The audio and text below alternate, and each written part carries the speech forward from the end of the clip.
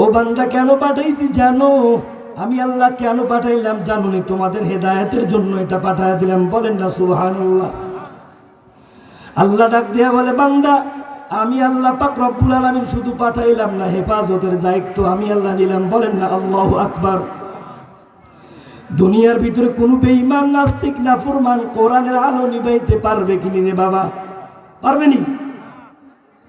আল্লাহ বলতেছেন, ইন্না নাহনু নাযালনা যিকরা ওয়া ইন্না লাহু লাহাফিজুন। ও নবী, আপনি আসমান জমিনের বাসিন্দা সবাইকে জানায়া দেন, আমি আল্লাহ বান্দার জন্য কোরআন পাঠাইলাম। কোরআন দুনিয়ার কোনো মানুষ হেফাজত করা লাগবে না, আমি আল্লাহ নিজেই হেফাজত করব। বলেন না সুবহানাল্লাহ। এরে মুমিনের দল, আল্লাহ নবী হাদিসের ভিতরে বলেন, মাইয়ুরিদিল্লাহু বিহি খায়রান ইউফাক্কিহু ফিদ্দিন। আল্লাহর রাসূল বলেন, আমি আল্লাহ পাক রব্বুল আলামিন বলেছেন, আল্লাহ যাকে ভালোবাসেন, মুহাব্বত করেন, আল্লাহ পাক তাকে কোরআনের জ্ঞান দান করেন। বলেন তো কাকে কোরআনের জ্ঞান দান করেন? বুঝছেন কথা? আল্লাহ বলেন, আমি আল্লাহ যার ভালো চাই, যার কল্যাণ চাই, যাকে আমি জান্নাতে দিতে চাই, তাকে আমি কোরআনের ইলম দান করি।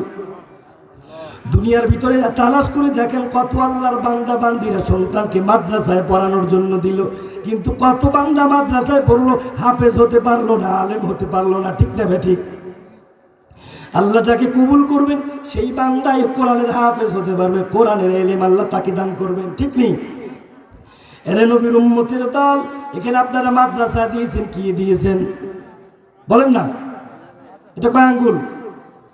এটা বলেন মাদ্রাসা। বলে এটা কি? মাদ্রাসা। এটা কোরআন, এটা নামাজ, হায়াতে তয়্যিবা, মৃত্যুর পর জান্নাত। প্রথম কি? প্রথম কি? মাদ্রাসা। মাদ্রাসা, তারপরে কি? কোরআন, তারপরে কি? নামাজ, তারপরে হায়াতে তয়্যিবা, মৃত্যুর পর। মনে করেন এই মাদ্রাসা নাই, তাহলে আর কি আছে? কথা কয় না। কি আছে? কোরআন আছে। তো মাদ্রাসা না থাকলে কোরআন আছে?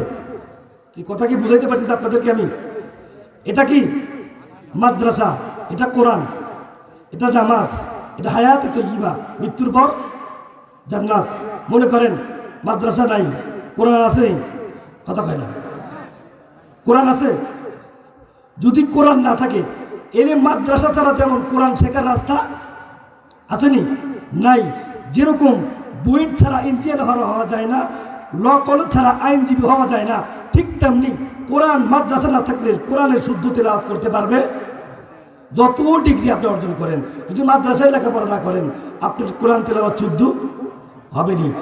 মাদ্রাসা আছে, কোরআন শুদ্ধ, নামাজও শুদ্ধ, আর হায়াতে তয়্যিবা, মৃত্যুর পর জান্নাত। ঠিক নেই?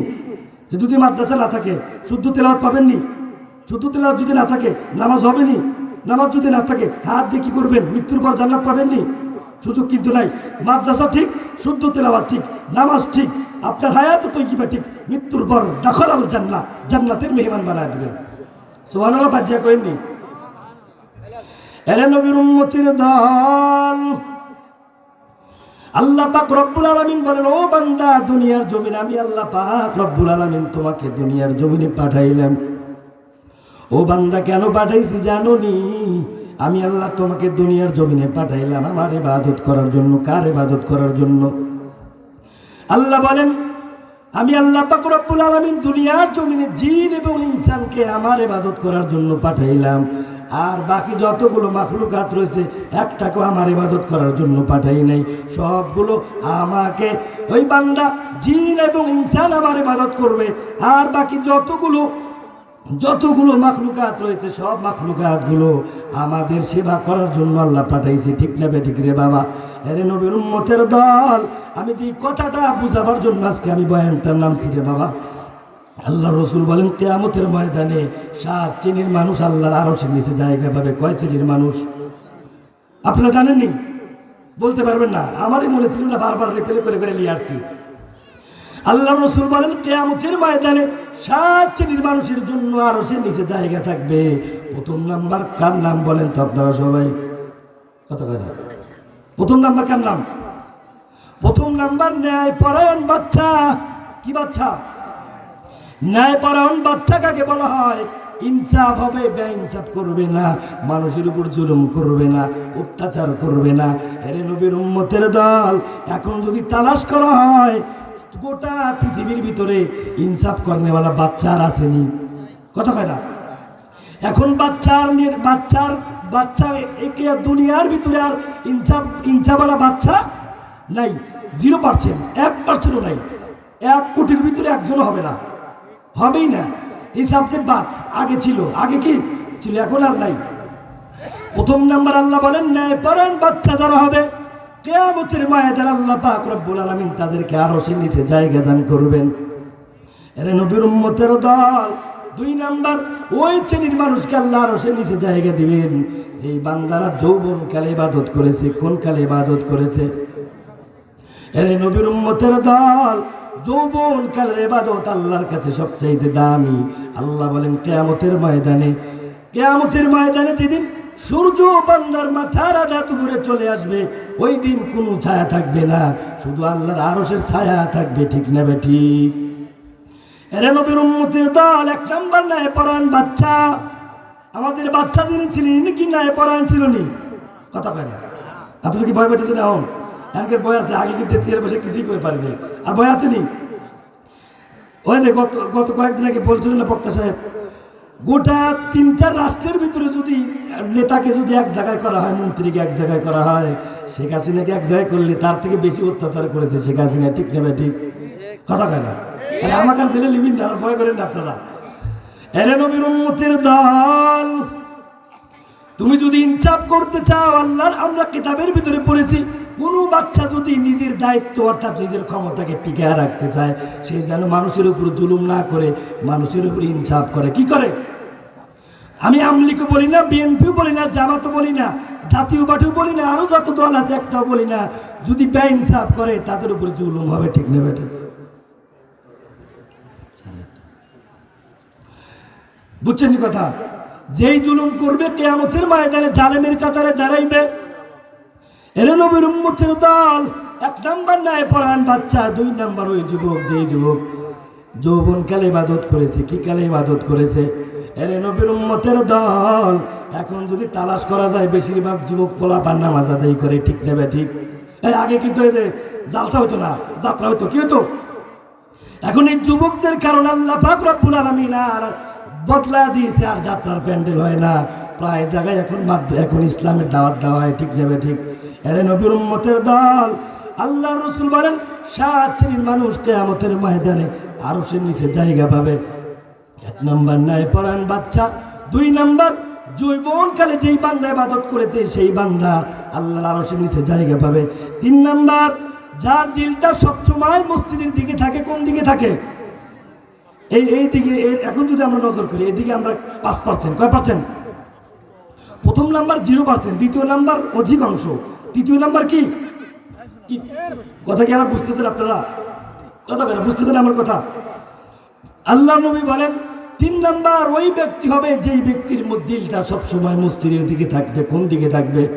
কখন আমি নামাজ পড়বো, কখন আমি ওইখানে গিয়ে তসবিহ টেপবো, এরকম দিলওয়ালা মানুষকে আল্লাহ কিয়ামতের ময়দানে আল্লাহর আরশের নিচে জায়গা দিবেন। বলেন সুবহানাল্লাহ। এরে নবীর উম্মতের দল, 3-4 নাম্বার ওই ব্যক্তি, ওই যুবক আল্লাহ জান্নাতের কিয়ামতের ময়দানে আরশের নিচে জায়গা দিবেন। ওই যুবক বান্দা, যে যুবক বান্দাকে সম্ভ্রান্ত পরিবারের কোনো মেয়ে তাকে বলে আসো আমার সাথে জিনার কাজ করো, গুনার কাজ করো, ওই বান্দা বলে না, আমি আমার আল্লাহকে ভয় পাই। আল্লাহ বলেন কিয়ামতের ময়দানে ওই যুবককে আমার আরশের নিচে জায়গা করে দেব। ইয়া ইলাহি मुझसे मुझको दूर कर, ताकि देखो मुझ मेरा तुझको एक नजर कर। এরে নবীর উম্মতের দল, আর 5 নাম্বার ওই বান্দা, যে বান্দা ডান হাত দিয়ে দান করবে, বাম হাত দিয়ে পাবে। এখন আমাদের অবস্থা, হাসরের ময়দানে 3 শ্রেণীর মানুষকে ডাকা হবে। সর্বপ্রথম আলেমকে ডাকা হবে, 2 নাম্বার ডাকা হবে শহীদকে, 3 নাম্বার ডাকা হবে দানবীরকে। কাকে ডাকা হবে রে বাবা? হাসরের ময়দানে আলেমকে ডাকা হবে। তুই কি আমার জন্য শিক্ষা করেছিস? বলবে হ্যাঁ আল্লাহ, আমি তোমাকে রাজি খুশি করার জন্য আলেম হয়েছি। আল্লাহ বলবেন না ফরমান, তাড়াতাড়ি আমার সামনে থেকে সর। দুনিয়ার ভিতরে মানুষ তোকে আলেম বলেছে, মুহাদ্দিস বলেছে, আল্লাহ পাক তাকে জাহান্নামে নিক্ষেপ করে দিবেন। আর যদি আল্লাহকে রাজি খুশি করার জন্য হয়, আল্লাহ বলবেন বান্দা তাড়াতাড়ি আমার আরশের নিচে জায়গা, ওখানে গিয়ে তাড়াতাড়ি পদার্পণ কর। 2 নাম্বার শহীদকে ডাকা হবে। শহীদ বলবে আল্লাহ আমি আপনাকে রাজি খুশি করার জন্য, আপনার দ্বীনের জন্যই আমি শহীদ হয়েছি। আল্লাহ বলবেন আরে নাফরমান তুই না, তুই বাহাবা পাওয়ার জন্য, তুই বাহাবা পাওয়ার জন্য, সুনাম অর্জনের জন্য শহীদ হয়েছিস। তার তোকে বলবে শহীদ, তোর মাকে বলবে শহীদের আম্মা, তোর বিবিকে বলবে শহীদের স্ত্রী। এইটা ভাবার জন্য তুই আমার জন্য শহীদ হয়েছিস, আজকে তোর জন্য জাহান্নাম। বলেন নাউজুবিল্লাহ। আর যদি ইমানদার হয়, দিন আল্লাহকে রাজি খুশি করার জন্য হয়, আল্লাহ তাকে আরশের নিচে জায়গা দিবেন। আর 4 নাম্বার যে কথাটা বললাম, 5 নাম্বার আল্লাহ রসুল বলেন কিয়ামতের ময়দানে 5 নাম্বার ওই ব্যক্তিকে আল্লাহর আরশের নিচে জায়গা দান করবেন, যেই বান্দাটা ডান হাত দিয়ে দান করবে, বাম হাতের পাবে না। এখন আমাদের অবস্থা কি? যদি ও বক্তা সাহেব একটু দোয়া কম করে একটা হাই দেবো না, ঠিক না ঠিক? এরে নবীর উম্মতের দল, এই দান করবা ঠিক আছে, হাসরের ময়দানে আল্লাহ ধাক্কা দিয়ে জাহান্নামে পালায় দিবে। লোককে দেখানোর জন্য দান করব না, কাকে রাজি খুশি করার জন্য দান করব, বলেন না? এরে নবীর উম্মতের দল, 5 নাম্বার ওই বান্দা, 6 নাম্বার ওই বান্দা, যেই বান্দাটা রাতের বেলা বসে আল্লাহর ভয়ে কান্না করে। কার ভয়ে? আল্লাহর ভয়ে কান্না করে। 5 নাম্বার 6 নাম্বার বা 6 নাম্বার বলি, ওই বান্দা, যেই বান্দাটা একে অপরকে মনে করেন আমি এনাকে আল্লাহর জন্য ভালোবাসি। কার জন্য? আমি একে আল্লাহর জন্য ভালোবাসি, আমার বিচ্ছিন্ন হয়ে আল্লাহর জন্য। আল্লাহ রসুল বলেন যে আমাকে ভালোবাসবে, আমার মুহাব্বতে যাকে ভালোবাসবে, আমার মুহাব্বতে যাকে ত্যাগ করে দিবে, আমি আল্লাহ পাক রব্বুল আলামিন হাসরের ময়দানে তাকে আমার আরশের নিচে জায়গা দান করব। 7 নাম্বার আল্লাহ রসুল বলেন যেই বান্দা দুনিয়ার ভিতরে 7 নাম্বার মসজিদে বসিয়া, নির্জনে বসিয়া গুনার কথা স্মরণ করিয়া একা একা আল্লাহর কাছে কান্না করে আর বলে ও দয়ার মালিক, আমি তো গুনাহ করে ফেলেছি, আমার গুনার খবর তো দুনিয়ার কোনো মানুষ জানে না, আমার গুনার খবর দুনিয়ার কোনো মানুষ জানে না, তুমি জানো আল্লাহ। গুনার জন্য যেই বান্দা কান্না করবে, হাসরের ময়দানে আল্লাহ তাকে জান্নাত দেওয়ার আগে তাকে আল্লাহ পাক রব্বুল আলামিন আরশের নিচে তাকে জায়গা দান করে দিবেন। এরে নবীর উম্মতের দল, হাসরের ময়দানটা কেমন হবে? আল্লাহর রাসূল বলেন দুনিয়ার জমিনের সূর্য 9,30,00,000 মাইল দূর থেকে সূর্যের তাপ আমরা সহ্য করতে পারি না।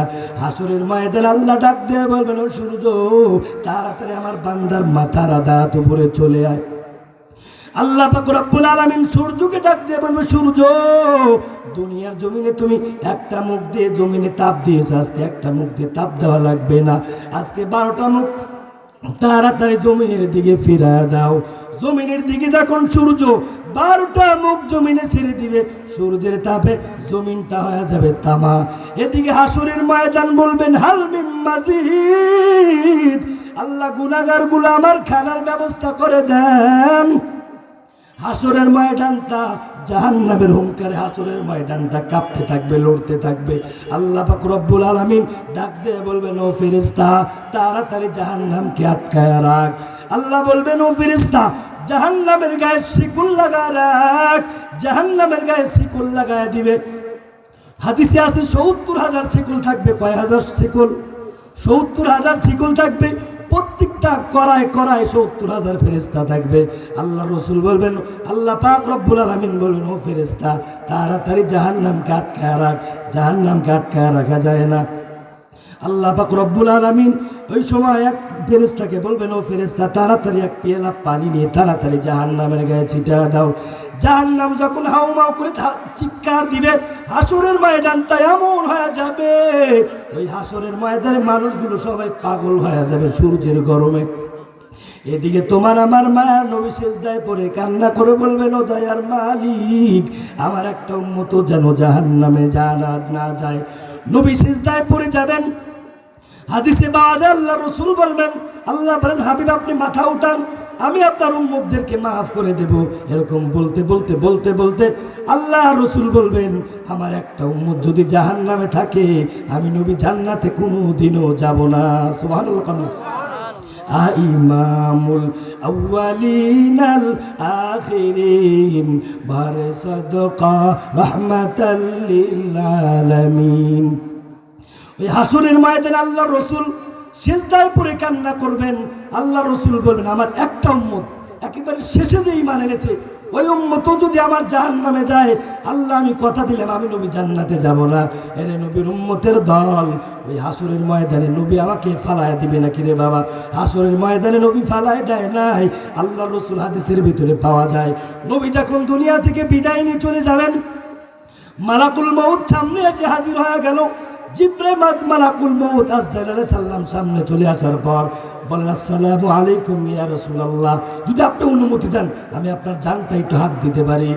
আল্লাহ রসুল অনুমতি দেন না, কি দেন না? অনুমতি দিচ্ছেন না। আল্লাহ রসুল বলেন, আমার বন্ধু কই? বন্ধুকে? জিব্রাইল আলাইহিস সালাম। দেখে জিব্রাইল আলাইহিস সালাম বাইরে দাঁড়ানো, জিব্রাইল আলাইহিস সালামকে ডাকলেন, চলে আসলেন, সালাম দিলেন। আল্লাহ রসুলকে সালাম দেওয়ার পর বললেন, ইয়া রাসূলুল্লাহ, আপনি থাকবেন না যাবেন, কিন্তু শেষ তক আপনাকে যেতেই হবে। আপনি যদি বলেন যে আপনি হাত বাড়ায় দেন, আল্লাহ বাড়ায় দিবেন। যদি চান এখন নিতে যেতে হবে, কিন্তু আপনাকে শেষ তক কী করতে হবে? যেতেই হবে। আল্লাহ রসুল বললেন, আমি যে মারা যাব, আমি যে দুনিয়া থেকে বিদায় নিয়ে চলে যাব, আমার পরে আমার উম্মতের জিম্মাদারি কে নেবে? আমি তো জানি না। তাড়াতাড়ি চলে যাও।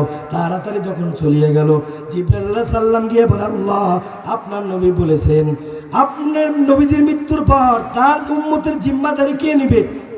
আল্লাহ পাক বলে দিলেন, হে জিবরাইল, আমার হাবিবকে শুনিয়ে দাও। আমার হাবিবের দোয়া আমি মঞ্জুর করে নিলাম। আমি আল্লাহ পাক রব্বুল আলামিন দুনিয়ার ভিতরে একসাথে আমার হাবিবের উম্মতকে কোনোদিনও ধ্বংস করবো না। বলেন সুবহানাল্লাহ। আরে যদি ধ্বংস করার ওই আল্লাহ যদি নবী যদি ওই দিন মানা না নিয়ে আসতেন, আমরা দুনিয়াতে আজকে কি হতে হবে? করোনাতে মরে যেতাম সব। ঠিক না? ঠিক। ওই দিন যদি মানা নিয়ে আসতেন, দেখি আল্লাহ আমাদেরকে এখনও বাঁচায় রাখছেন। একসাথে দুনিয়ার এই উম্মতে মুসলিমা কোনোদিন একসাথে কি হবে না? ধ্বংস হবে না। ধীরে ধীরে ধীরে ধীরে শেষ হয়ে যাবে। একসাথে যদি ধ্বংস হইতে হবে, লুত একটা ঘটনা আছে না,